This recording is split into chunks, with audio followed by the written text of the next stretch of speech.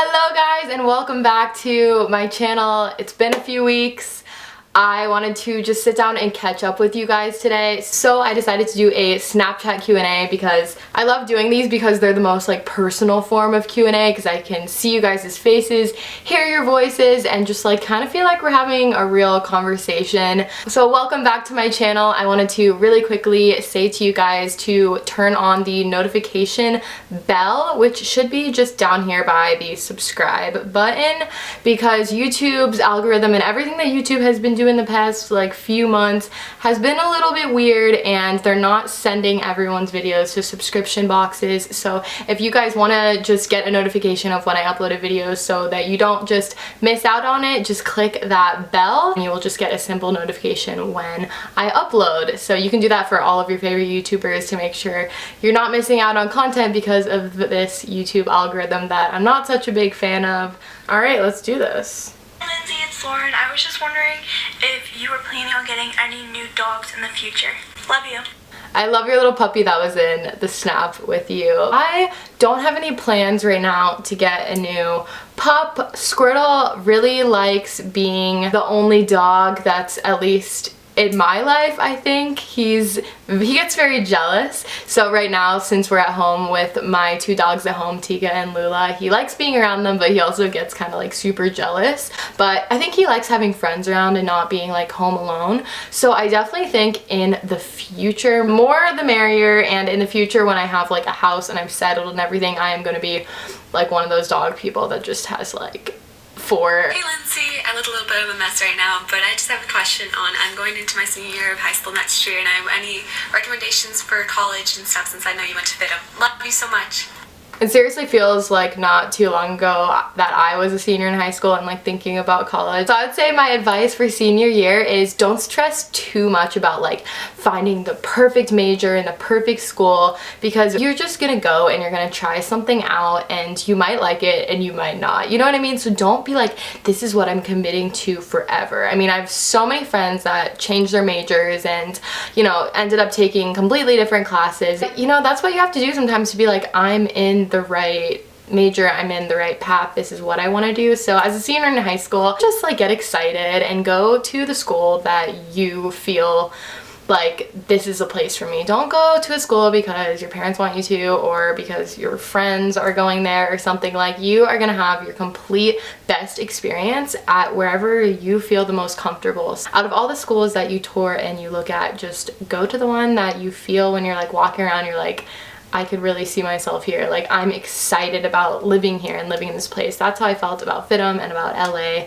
I knew like I am gonna be so stoked to go to school here. So I definitely think that's probably the best advice. I just turned on my closet light because I felt like this side of my face was really dark and looking weird. The lighting is not incredible right now, but we're doing our best. How old were you when you first started getting interested in astrology?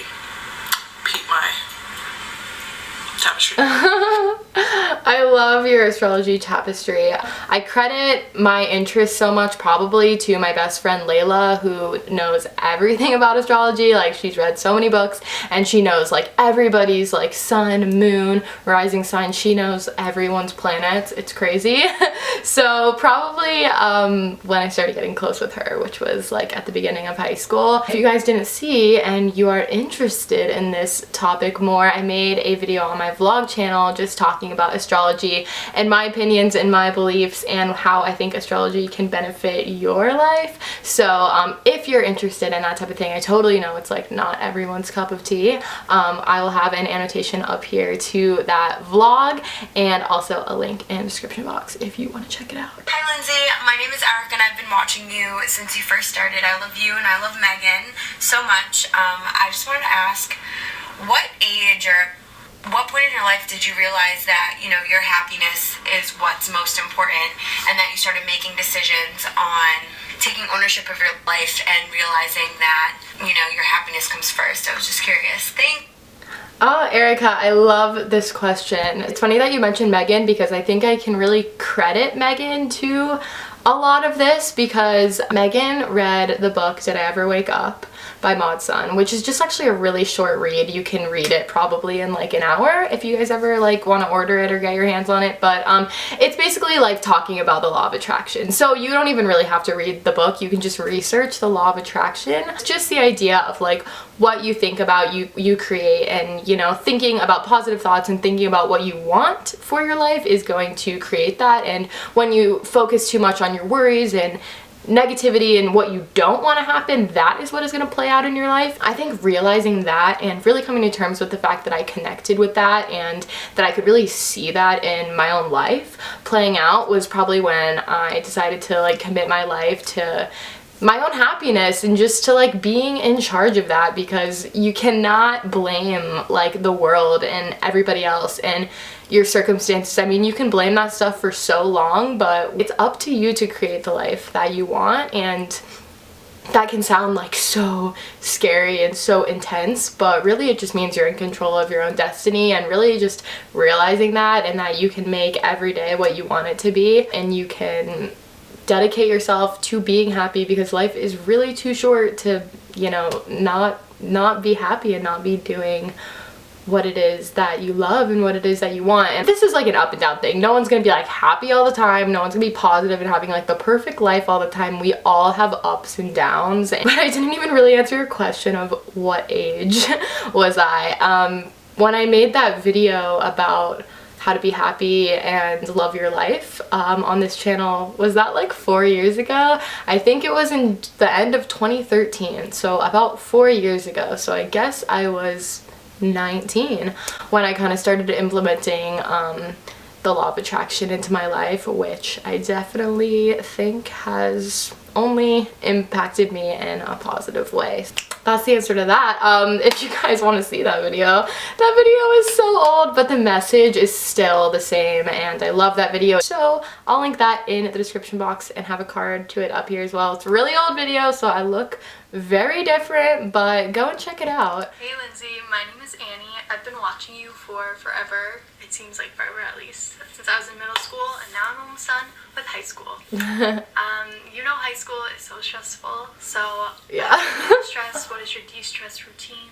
Let me know. Let a girl help a girl. Yeah, high school is really freaking stressful, especially I remember like junior year being so overwhelmed with my classes, with my extracurriculars, with my job, with everything that I was doing. First of all, don't overwork yourself. I mean, obviously you need to do your schoolwork and there's things that you need to get done, but don't overwork yourself to the point of like over exhaustion all the time. I mean, there is going to be nights where you're obviously staying up really late studying. That is just kind of a given in high school and college. You're just gonna have those nights, especially if you're a procrastinator like myself. But my de-stress routine, allowing some time every day or almost every day, even if it's 5 to 10 to 15 minutes of sitting with yourself in guided meditation, definitely try it out. I mean, every time I sit down and do a simple meditation, even if it's for 10 minutes, I feel so much more calm, in such a better mental state after, and I don't do it enough. Meditation is not a complicated process. For the longest time I said, I don't know how to meditate.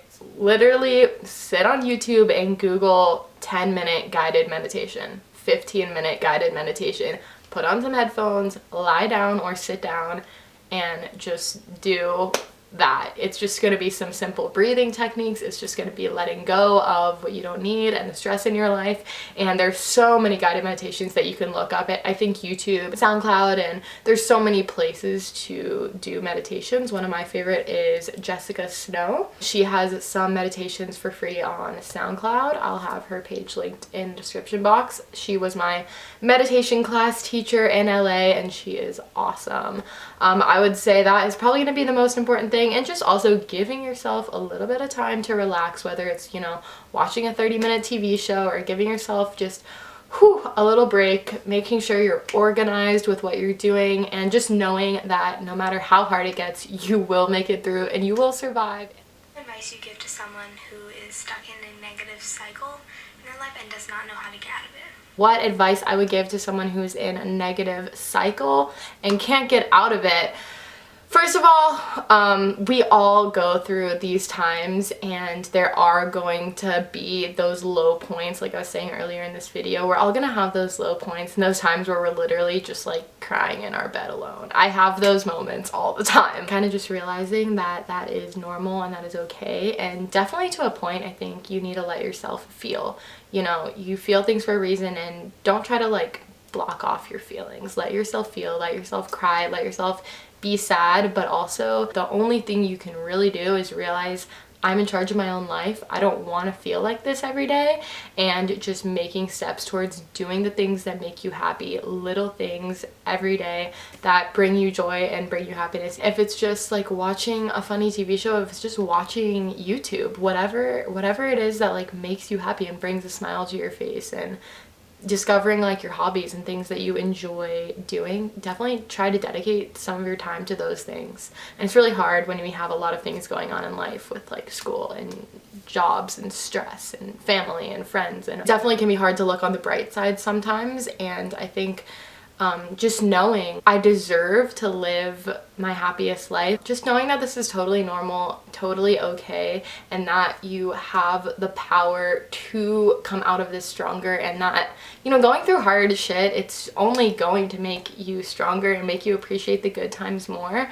So like I said, just simple things like hang out with your friends and people that bring you up, and just doing simple things, even if it's literally just like listening to music, and that makes you feel better. Knowing and really believing in your head that it will be okay, it will get better. Your favorite thing to do after a long day, or if you're like really stressed? What's your favorite road trip snack? Okay, those are from my friend Nate, and I think he was actually really excited to possibly be in this video. So after a long day, my favorite thing to do is to curl up with my dog, Squirtle, and just like watch TV, watch a movie, literally just like lie my ass down, be lazy, and just chill. Just like being super lazy, and letting myself like fully enjoy that, like not feeling guilty for being lazy. So you gotta let yourself have those moments and not be like, I should be doing things, I should be working. So just allowing yourself to have that time. And what's my favorite road trip snack? Ooh, Munchies mix is the shit. Cool Ranch Doritos at like a gas station, that's like one of my snack choices. So maybe like some Chippies, Ritz Bits, Cheez-It snack mix. Wow, just like maybe like a chip snack mix, that's probably my jam. And like a drink as well, maybe like a Snapple in Arizona. All right, I'm gonna answer 2 more questions for this video. Hi Lindsay, what advice would you give for cutting people out and just staying positive without that person anymore? All right, cutting people out of your life. Something that I have had to do many times before, and I think is an important thing for you to realize that you can do this, and sometimes you have to do this for your own good. My best advice for keeping your life positive and cutting negativity and negative people out of your life is being selfish, because sometimes in life you have to be selfish. You come first, your happiness comes first, and you cannot be around people that make you feel shitty and that take so much out of you. And sometimes you're just not going to be compatible with someone. Sometimes I can be in a relationship setting, like a romantic relationship. Other times I just mean a friend. Sometimes you're not compatible with the people that, you know, you've been friends with for a while, and maybe you guys just grew apart. It sounds like you want to cut someone out of your life that's bringing you down. So, can be hard, especially in high school, because you might have classes with this person, you might see this person in the hallway. I have so much experience. I can think literally, like I can put myself in the place when I felt so alone with when I cut someone out of my life. We had classes together, we were the same friend group, and it was just shit, and it felt like it was never gonna end. But it gets so much fucking better after high school, let me just say that. If you do it in such a kind way, like kill them with kindness, you know what I mean? Like, this is someone that's your friend, and you probably do care about them, but you've decided, you know, they can't be in my life anymore. Or maybe, you know, a person that you've been romantic with that you're just like, I can't have this person in my life anymore. It's just not the best thing for me right now. And you just have to say that. You just have to say, for my, you know, happiness and my best interests, I can't continue to be this close with you. It's not making me my best self, and I know that might be really hard for you to understand, and I hope that in the future, you know, that you can understand and that you can respect my decision, and that I am doing this for myself because I think it's what's best for me. That's something along those lines. That's probably the best thing that you can say. But you have to be selfish in life. That's like something that I've accepted, and it's not selfish in a bad way. It's not selfish like fuck everyone else. It's selfish like you come first in relationships, in your friendships, in everything. Like, you are in charge of your own life, and you are here to be the best that you can be and the happiest that you can be, and you don't need anyone or anything in your life that is making you feel shitty and taking away from you being your best self at the end of the day. All right, we are going to finish off this video with one more question. Hi Lindsay, I love your videos. What was your biggest inspiration to start YouTube? You're so cute. I love your accent. Wow, I gotta think back a long time for that. I started YouTube when I was 15, and I watched other beauty gurus on YouTube, and it was my thing that I found freshman year of high school that made me feel like I have something that I can relate to.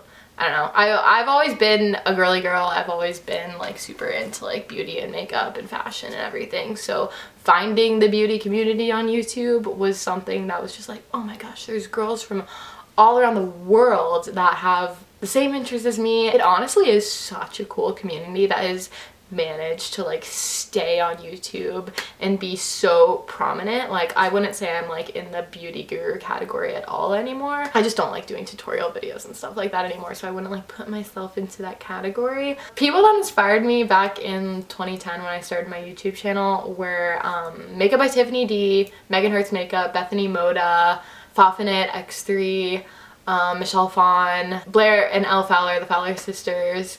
I just watched like all of those girls and just friggin' loved them. And then starting my YouTube channel was just like such like on a whim. It was not something that I planned for a while. Like, it was not something that I thought about for a while. I think I just watched videos for like 5 or 6 months and enjoyed them so much, and then one day like I sat down and I filmed a video, and I was like, I'm just gonna upload this to YouTube. Like, I just filmed a mini haul. It was my first video I ever filmed on this channel. Yes, it's still up.